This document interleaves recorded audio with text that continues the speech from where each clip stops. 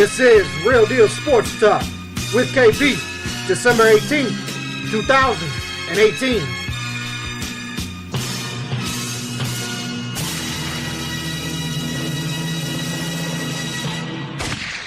Mr. Green. I'm vowed to be the nicest.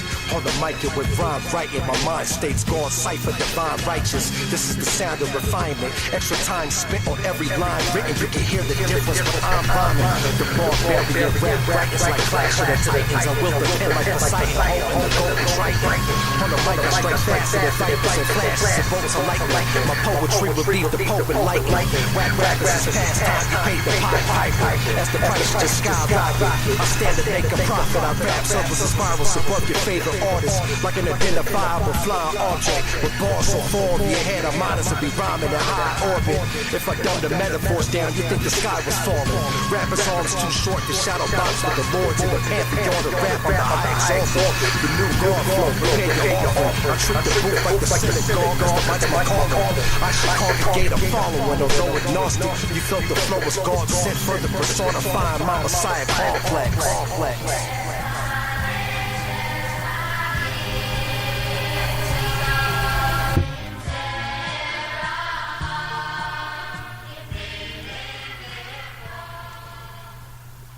Yeah, welcome into Real Deal Sports Talk with your boy KP. It's December 18th, 2018.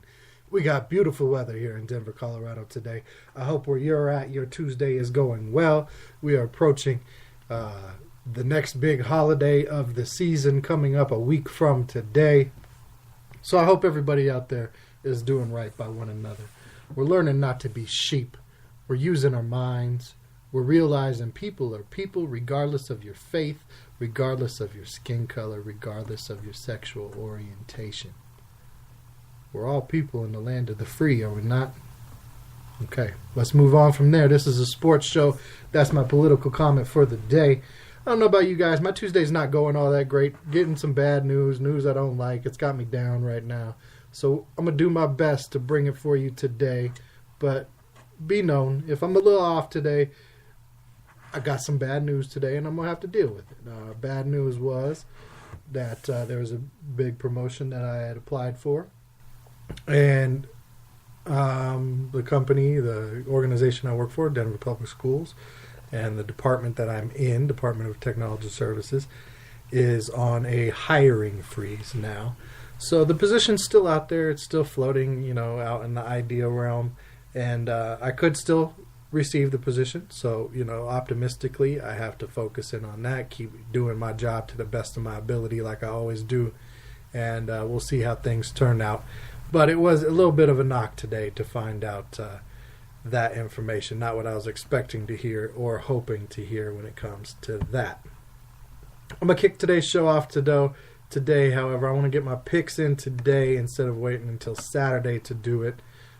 So everybody can hear my Thursday pick before it happens, even though, there's not even a Thursday game this week, I don't believe. I think they're all Saturday, Sunday, and Monday nights. So here's my picks for week 16. 2 weeks left in the NFL season. Then we'll officially know everybody who's in and out of the playoffs. My favorite team, the Lions, we are out of the playoffs. The local team here, the Broncos, you are also out of the playoffs. So it'll be fun for me. I don't have a dog in the race this year, no team to watch. So it'll just be a matter of of watching some good football and some good football players do their thing, because ultimately I'm a football fan first. I'm a fan of my favorite teams second. So I will take Tennessee to beat Washington. I do not think Josh Johnson has another win in him after not playing. That was a fluke last week, in my opinion. Tennessee's the better team. I'll take Tennessee at home to beat Washington. I'll take the Chargers at home to beat Baltimore, even though they're playing strong right now and have a good defense. I think the Chargers are peaking at the right time, even without some of their better players available on the offensive side of the ball. I'll take Green Bay to beat the Jets, because why not? Somebody's got to win that game. The Jets could find a way to win, but I'll take Green Bay in that one as of right now. I'll take Cleveland to beat Cincinnati. They have a chip on their shoulder when it comes to Hugh Jackson coaching there. I think they're motivated. I think that win against Denver last week, the idea that they're still in the playoff run, and the idea they can get over on their old coach is enough motivation for that young team to fly around, make enough plays against this Cincinnati team that is hurting, missing its stars, that the Browns will move to 7-1. And again, remember, my early preseason prediction was the Browns would win 7 games this year. They are knocking on that doorstep. I will take Dallas to bounce back from an embarrassing loss. They play at home against Tampa Bay. Tampa Bay is no good. So I'll take Dallas's aggressive style of a defense to do just enough to keep Jameis Winston from being able to make any plays. They probably get a couple turnovers in this one. Probably not a high-scoring game. Dallas might get to 20 points in this one. But at home against this Tampa team, I'll take the Jerry boys. I'll take Detroit like I do every week. That's my team. I don't pick against them, even if I know they're not the better team in the game. That's me being a fan. But I will take Detroit at home this week against Minnesota, injuries and all. It's a division game. This is a team we'd love to keep them out of the playoffs.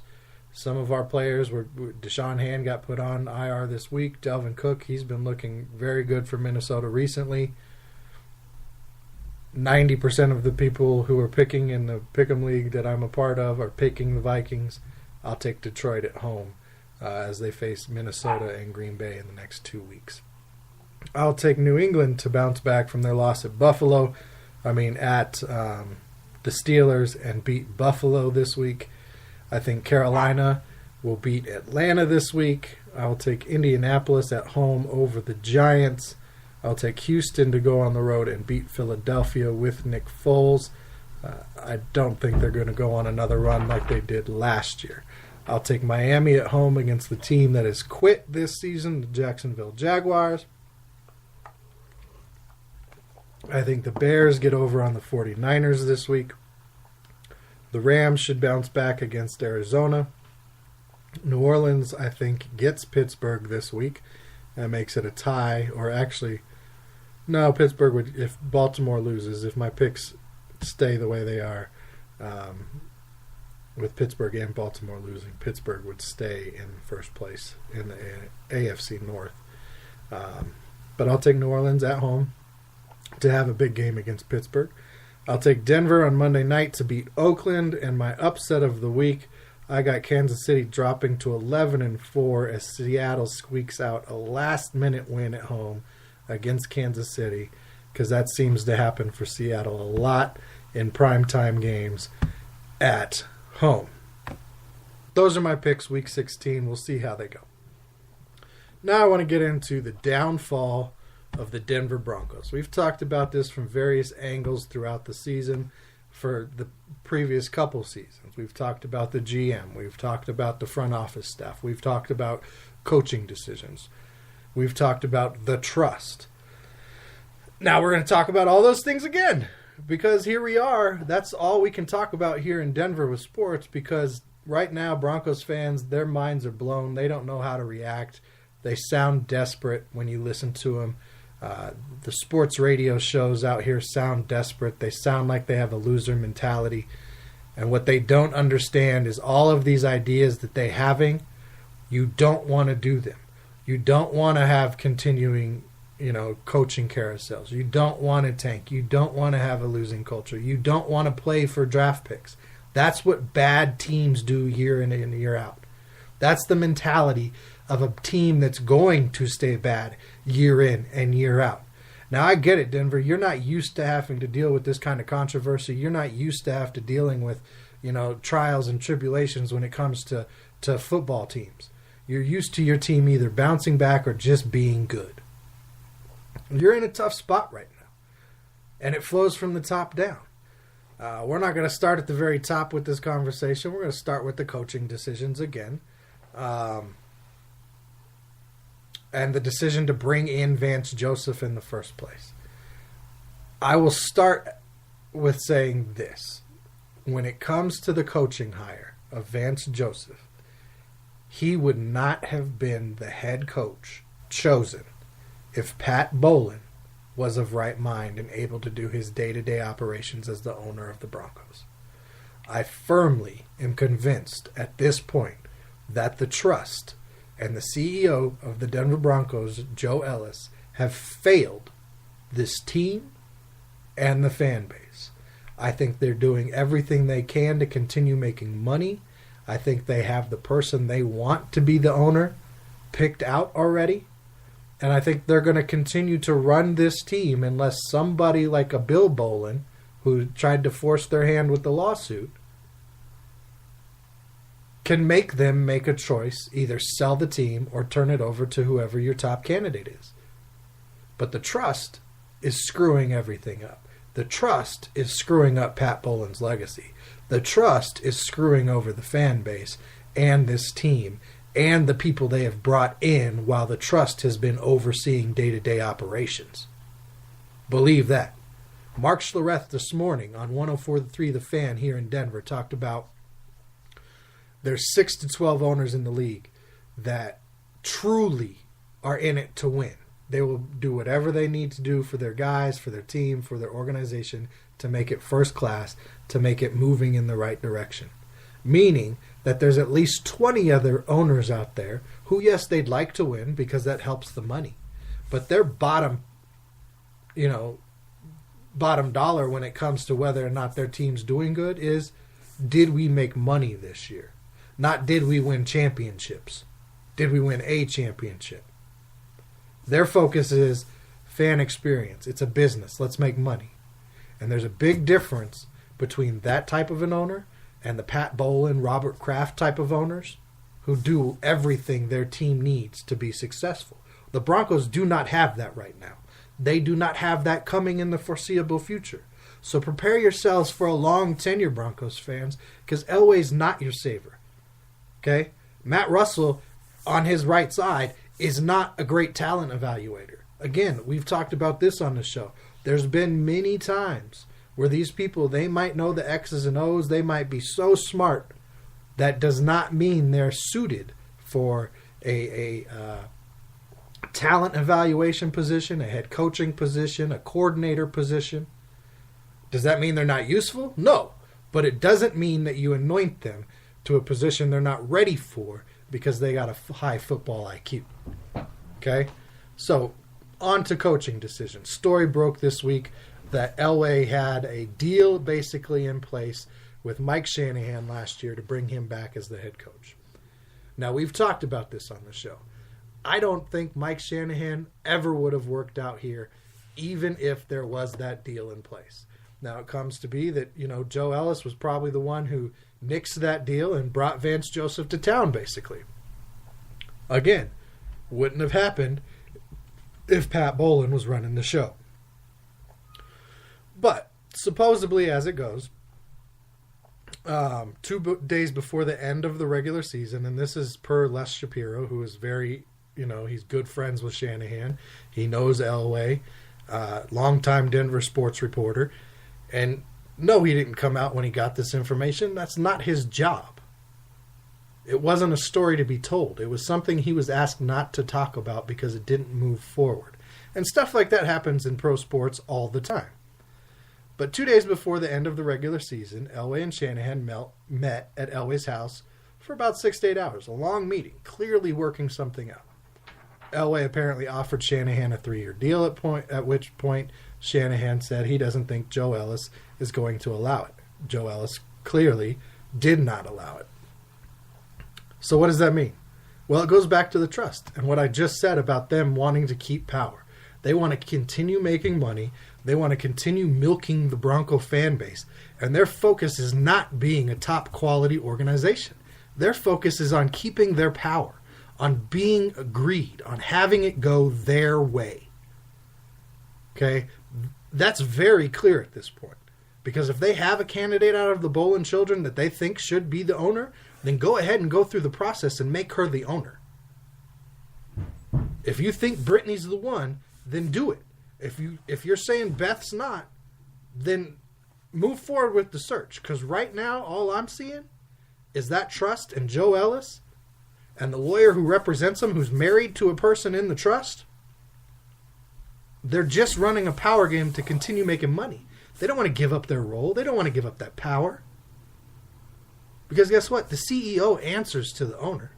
Right now, the CEO is acting for the owner. Let me think about that for a minute. Why don't you guys think about that for a minute? Okay? Joe Ellis blocks Mike Shanahan. Fine. I don't think that would have worked out anyway, regardless of how good Mike Shanahan is, regardless of the fact that he communicates with Kyle all the time, regardless of the fact that he may have stayed up on football in the 5 or 6 years he's been away. Okay? He only had one playoff appearance with Washington. Yes, it was with RG3. Only person to get anything out of RG3. I just don't feel like that would have worked out here. So you got bad coaching decisions. You bring in a defensive coordinator whose defense was one of the lowest in the league. You bring in a defensive coordinator who previously was a defensive backs coach. Successful at that. Had some good defensive backs in his time in Cincinnati. But he was not ready to make these coaching decisions that have to be made. He had not learned how to be that authoritative figure who can go to his offensive coordinator and say, this is what we're going to do.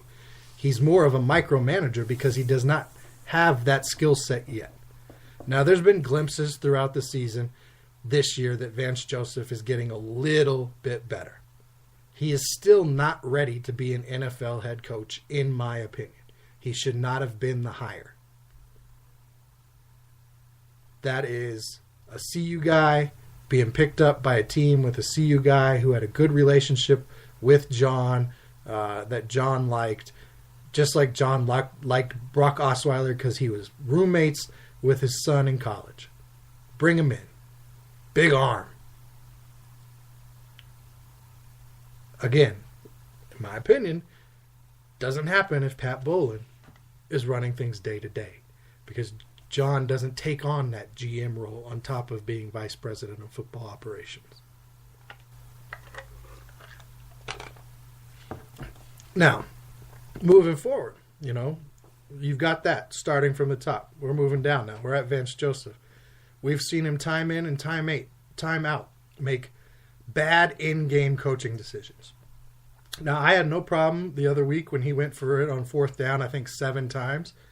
I'm fine with that. I think teams should go for it more times on 4th down than they do.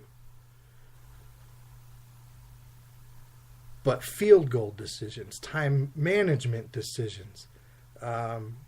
This past weekend, kicking the field goal on 4th and 1 inside the opponent's 5-yard line. Edge Sports, which tracks game-winning percentage, says that Vance Joseph's decision to kick a field goal on 4th and 1 lowered the Broncos' chances of winning the game by 33.1%. Edge Sports says they're calling it the largest play call error that they have ever seen going back to 2011 when they started this. I don't care what the percentage is, that was a mistake. If you go for it on 4th and 1 inside the 5, and let's say you don't get the 1, because it wasn't 4th and goal, it was 4th and 1. If you get it, you have 4 more tries at a touchdown to make it a 3-point game. To take the lead by 4, I believe, at that point. No, it would have been a 3-point game. He would have taken the lead by 3 points. If you don't, they get the ball inside their 5-yard line, giving your defense, who at which point only had 1 corner left and was playing all safeties in the secondary, a much better chance of doing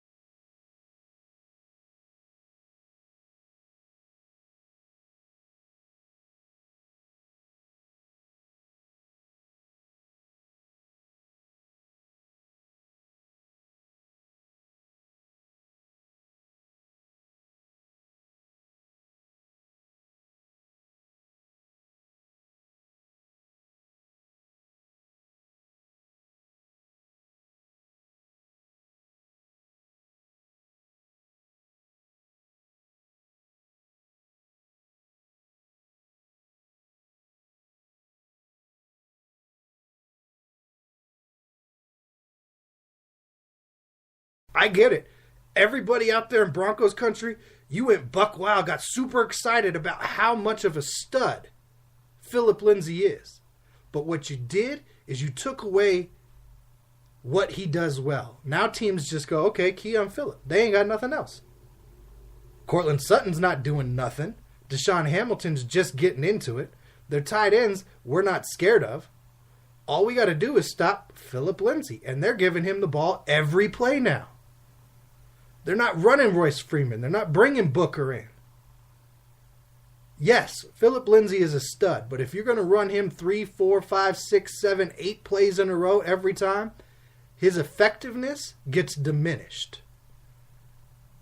The way they were using him, the way his carries were staying where they were at, before it's like, all we have is Philip Lindsay. Head coach needs to go over there and correct that. Then they go through a section of the game where it's like, okay, well, we'll try our tight ends. And a few series, all they did was throw to the tight ends. That got taken away. They changed to something else. Throwing Case Keenum. Keenum, we have to have him go deep. So they start opening that up, and it failed. So they try. It's like they don't know who they are, and the head coach is not in control of the team. You got 12 guys on the field. Your team is not prepared during the week if that happens. They do not know what's going on in different situations and who's going to be on the field. They're not paying attention on the sideline when coaches call for certain groups to go in. Coaching decisions, in-game coaching decisions.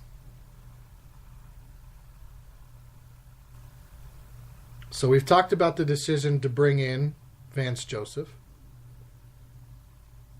We've talked about the Mike Shanahan thing, which I don't think it would have worked out. And, it was squashed anyway. We've talked about the trust. Now you've got Elway and Russell in the front office. The boys. Who until this year, and again, this is my opinion, when Kubiak was in the room helping decide on all the draft picks, could not draft, if their life depended on it, a starter or a guy who was going to help the team long term. And don't give me Von Miller. Von Miller fell in his lap.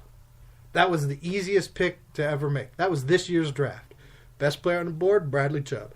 Best player on the board, Cortland Sutton. Best player on the board, Royce Freeman.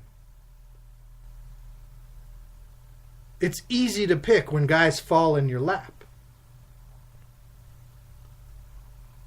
You go through the rest of Elway and Russell's drafts, not so good. Not a lot of talent. They didn't bring in the free agents before Peyton Manning did. They just get credit for it. Peyton Manning's not the quarterback here. DeMarcus Ware does not come here. Aqib Talib does not come here. TJ Ward does not come here. Emmanuel Sanders does not come here. 2 Super Bowl appearances, 1 victory does not happen. Elway and Russell do not get those people to come here. They need to clean out the front office to try and circumvent the trust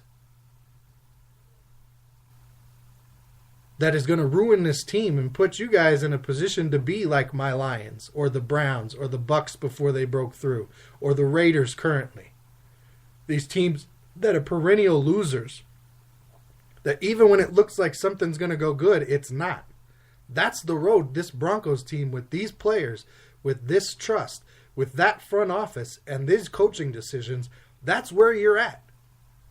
100%. And I can speak to that because I'm a Lions fan. I've seen it for 30 years.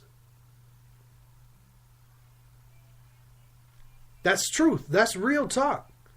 Stop playing all this fanboy stuff on the radio and all these fans thinking this is how you run a team and this is how you don't know what it's like. All you know is that it's not working out. And if you want to break it down why it's not working out, see that Mr. B is not running things day to day. See that greed and power have taken over. See that ego has gotten in the way of running a top flight organization. See the mistakes. So at this point, do I think Vance Joseph needs to go? No, I don't think he was ready for the job, but I don't think you get rid of him now. I think you have to see it through 3 or 4 seasons. Because in the NFL, one season, you can turn everything around in one season. And you don't want to be in a constant coaching carousel. Because what, if the next guy doesn't work out in 2 years, you're getting rid of him? So you're constantly turning over new offenses, new coordinators, new systems. That is horrible for a team. That is horrible for a player. They don't get to shine. They don't get to do what they do best. They don't get to win games, and the fans don't get to cheer. They'll just bitch and complain. Another organization looking like, Father Time's catching up on them. Top flight owner, though. Top flight, Robert Kraft. But Father Time is catching up to the Patriots. We're starting to see it. They're not going to have home field advantage this year. They're going to have a tough time in the playoffs. They fall to 9-5 with the loss to Pittsburgh this week. Gronk has definitely lost a few steps. He's no longer the biggest, fastest tight end that's out there. In fact, he's slow and clunky. If he doesn't box you out, he's not getting down the field. I don't know if he's injured right now or dealing with something. But remember, Belichick tried to trade him in the offseason. Belichick gets rid of guys before the wheels fall off. Gronk looks like his wheels have fallen off from the beating he's taken, from the injuries he's had throughout his short career. Edelman, is he past his prime, or is he still just coming back from that injury? Are we going to see a better version of Edelman next season? Because right now, he's off a couple steps. He's been dropping balls that he normally catches. Brady's going to be 42 next year. He's struggling a little bit this year, but you know what? Look at the team around him. They've got names, but it's not a lot of production. Josh McDaniels looking like he's going to be out the door again. New offensive system there next year. Do the Patriots have some major turnover this season because Father Time, and just time in general, has finally caught up to them after so many years of dominating football? Their defense is weak. It's not coming up with enough plays for them to win games this year. They've always had that bend but don't break defense. Now it's breaking. Their run defense is porous. It's horrible. They're suffering all kinds of injuries. But, on the other hand, you have a Sony Michel who's coming back. You have key players in the trenches who are going to be back next season. And Brady is still Brady. You protect a quarterback at that level with his skill set, he's going to be able to pick your defense apart. So, yes, I think Father Time is catching up with the Patriots. Will it catch up to them before they're able to do something else? Time will tell with that. There's the pun I'm going to throw in there. Time will tell. But there's definitely signs. Gronk, Edelman, Brady's age, the defense, coordinators leaving again, new systems, injuries. But you have an owner who's willing to commit, who wants his team to win, who wants his guys to be happy and taken care of. So do they retool? Do they go through a long season stretch, several season stretch of not being the Patriots? We'll have to see. They're definitely not on the same path the Broncos are right now as they free fall. Other people that are free falling, MVP candidates. Coming into this week, the MVP candidates that most of us were talking about were Jared Goff, Drew Brees, Aaron Donald was in there, Todd Gurley, Patrick Mahomes, and as of late, Phillip Rivers. Out of that list, the only person who had a good week was Phillip Rivers. His team is surging. They're tied for the best record in the AFC. They just beat the Chiefs. Another good week. And he's got players coming back. He's got talent that's going to be back before the playoffs. Eckler should be back. Gordon may be back. Receiving corps playing well. Phillip Rivers, Hall of Fame quarterback, doing great right now. Joey Bosa's getting more and more work. Melvin Ingram's been freed up more because Bosa's back. Patrick Mahomes, he's come back down to earth. Todd Gurley, Rams have been exposed. Jared Goff, Rams have been exposed. Drew Brees, he's had a couple low weeks, 3 weeks in a row, all on the road, barely getting, I think his best week was 200-something yards passing, 204. Aaron Donald didn't do anything against Philadelphia. They took him out of the game. Had some pressures, but that's about it. Phillip Rivers and the Chargers are peaking at the right time, and it just might get Phillip Rivers the MVP. Again, a lot of people are going Mahomes because of his touchdown numbers. If you want to say he's most exciting, great. If you want to make him Offensive Player of the Year, okay. But he is not the MVP. Not at all. Maybe to marketing because of the big numbers and the exciting plays and watching his goofy butt run all over the field and throw it from all kinds of different angles into places nobody wants you to ever throw the ball, because eventually it will catch up to you. I don't care how strong your arm is. That's why Brett Favre, all-time leader in interceptions. So out of those 6 names right now, where I've been Breeze or Donald to this point, more so Breeze, but wanting to see a defensive guy and Donald get it, I think Rivers right now is the leading candidate for the MVP award. Stat leaders through 15 weeks in the NFL. Patrick Mahomes leads the league in passing with 4,500 yards. Darius Leonard, straight beast, rookie out of Indianapolis, 146 tackles. More than 20 more than the second-place guy, Luke Kuechly. Aaron Donald still leads the league with 16.5 sacks. Rushing leader, Ezekiel Elliott at 1,349. Julio Jones leads in receiving with 1,511. And Kyle Fuller and Xavier Howard lead the league in interceptions. 2 weeks left. It's amazing how fast all of this has gone by. We're thick into the NBA and NHL seasons already. NFL's getting ready to hit the playoffs. And where we're at, 29 games in for the local Denver Nuggets, they sit atop the NBA.com, SI, and Yahoo power rankings, and they're number 2 behind Golden State in the ESPN power rankings. They are the number 1 team in the Western Conference right now. Best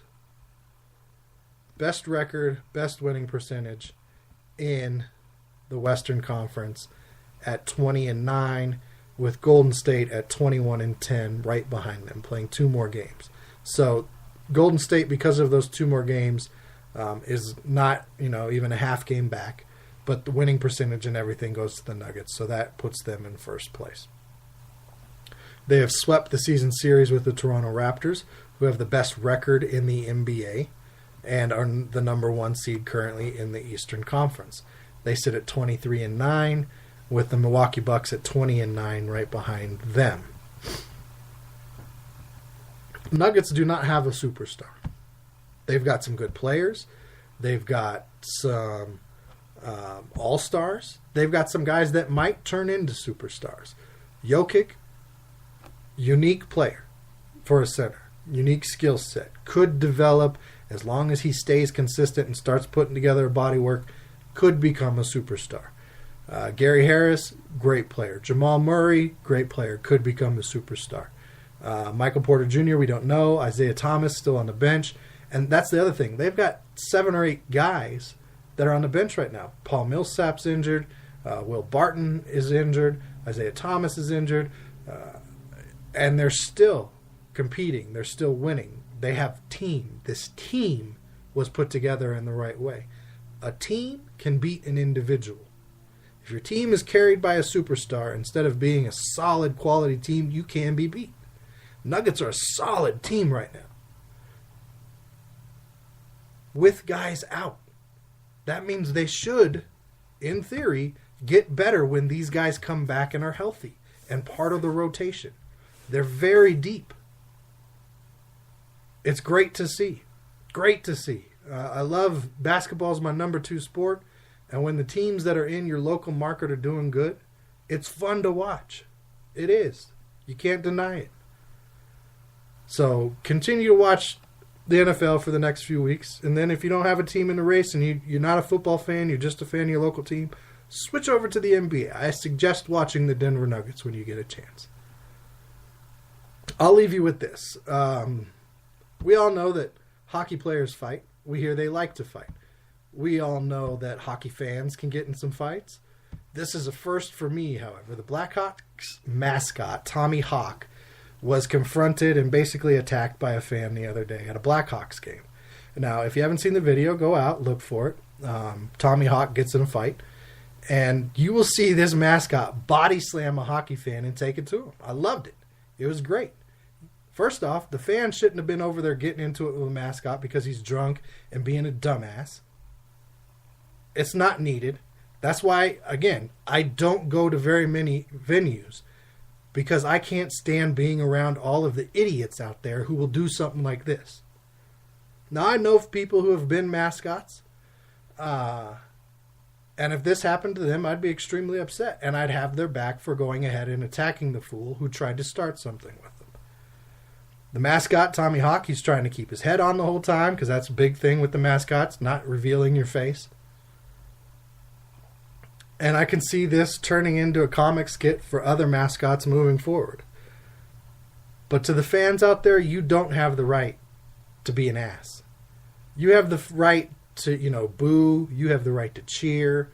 You can make some comments. You paid for a ticket. You're the fan. You paid for the high salaries. Blah, blah, blah, blah, blah, blah, blah.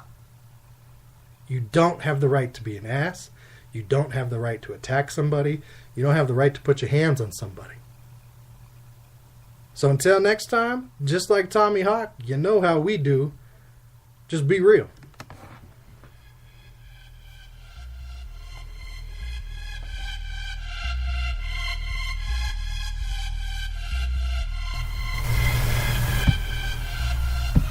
Yeah. Let's go. Let's get it on. Let's get it on! Hey, look, let's get it on. Time to hit that mindless flow. Mommy said she trying to roll. I told that bitch to find the dough. I ain't got no time for these bitches. I'm on my grind for dough. Rock a couple shows for mo. We liquor, designer clothes. Not to mention my fits accentuated and shining glow. I can sense the hate from the gate when I step inside the door. Straight to the bar we go. Line a few shots up in a row. Knock them back and slam the glass as hard as dominoes. We ain't even dancing, just standing on couches like a drove. Fuck security in the club. Owner already know. Bitches mesmerized by the hazy eyes and the way they flow. Niggas ain't harder than Satan, waiting for the phone. I ain't even shaking, I stand as blind like a solid stone. Antagonizing niggas, my wave, double shot of drone. This that ignorant shit you like to hear on the song. It ain't gotta be real when the fakest shit is getting on.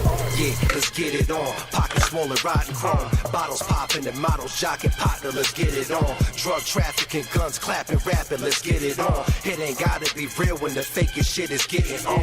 Yeah, let's get it on. Hustle till the early morn. Strip clubbing, we been thugging, cousin, let's get it on. Long as the beat's hard, we can say whatever the fuck we want. It ain't gotta be real when the fakest shit is getting on. Ride clean up on the scene, so B.I.G. like Papa.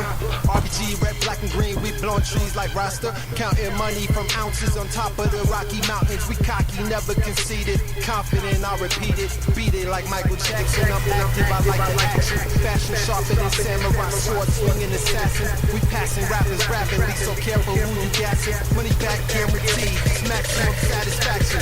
No 9 to 5, it's every day. This overtime, I'm putting in work. On the grind, so I'm in the dirt. I'ma tell you for whatever it's worth. Don't turn it down, we gotta turn it up. Brought the heat so we can burn it up. They never heard of us until we step on stage, killing shit cause we murder us. You got to do what you have to do. Coming up fast on the avenue until reality starts smacking you all in the face till you black and blue. Now it's go time and we've been patiently waiting. Let's get it on. For too long, y'all been patiently faking. Yeah, let's get it on. Pockets swollen, riding chrome. Bottles popping, the models jocking, popping, let's get it on. Truck, and guns clapping, rapping, let's get it on. It ain't gotta be real when the fakest shit is getting on. Yeah, let's get it on. Hustle till the early morn. Strip clubbing, we been thugging, cousin, let's get it on. Long as the beat's hard, we can say whatever the fuck we want. It ain't gotta be real when the fakest shit is getting on. Let's get it on. Let's get it on. Yeah, let's get it on. Let's get it on. Vivid scientific dog, we can get it on. Denver, Colorado, we can get it on.